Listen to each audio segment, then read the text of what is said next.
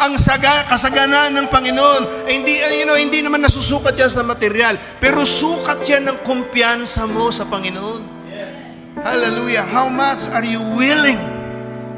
Amen. Sabi ni Brother Branham, ako nga minsan dinanas ko hindi lang 10, but I keep the 10 and give out 90. Amen. Hallelujah. Our willingness to give. Hallelujah. Kung ano yung pakinabang natin, yung willingness natin. At ngayon, ito, base lang natin yan sa material. Pero to faith, virtue, knowledge, natuto tayo sa ating Panginoon. Di ba? At sa karunungan, mga kapatid, yung karunungan, amen, na ibinigay sa atin ng sanlibutan, now we're willing to give them up. Mabasyo tayo sa mga bagay na yan para ang Panginoon maturuan niya tayo ng mga bagay na malalalim mula sa mensahe ng ating Panginoon. Hallelujah. Amen. And then temperance. And then patience. Amen. So nakita nyo, yung stature of a perfect man, nature yan ni Kristo na binibigay niya sa atin, pero hindi yan magkakasya sa atin kung meron tayong ikikip na ugali natin. Amen. Yung minana natin sa una nating kapanganakan, habang nandiyan dyan, kaya sabi ni Pablo, araw-araw namamatay ako. Araw-araw kasi may ginigive up siya. Para na sa ganoon, mabasyo siya ng husto ang Panginoon, mapuspos naman siya ng katangian ng ating Panginoon. Hallelujah!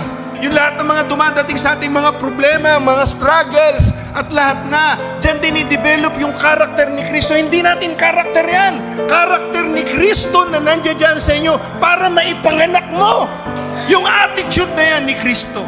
Hallelujah! Naisip ko ngayong hapon kung gaano nakatindi, gaano kalalim na, gaano nakalawak ng sakripisyo natin para sa mensaheng ito. But here comes the prophet. Amen. Hallelujah. Amen. Nasabi niya, Panginoon, wala pa akong nagagawa sa iyong kaharian. I want to do more, Lord. Amen.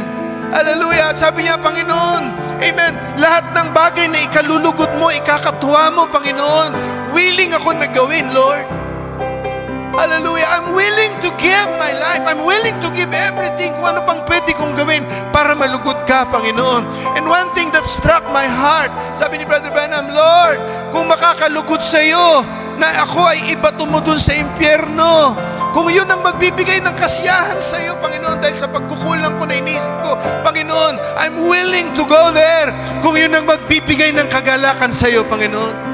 Hallelujah. Pero sabi niya, meron lang akong isang hiling sa iyo, Panginoon. Pag ibabato mo ko doon sa impyerno, amen, paminsan-minsan tumingin ka sa impyerno dahil meron kang makikitang kamay na nakataas doon. Hanggang doon, pupurihin pa rin kita, Panginoon. Hallelujah. Amen. Pero sasabihin ko sa iyo ngayong hapon, pag ganyan ang katwiran mo, pag ganyan ang prinsipyo mo, lahat willing kang ibigay sa ating Panginoon, hindi ka niya ibabato sa impyerno. Hallelujah. Pinangako ang kanya ng pagbabago ng katawan para sumalubong sa kanya, mga kapatid.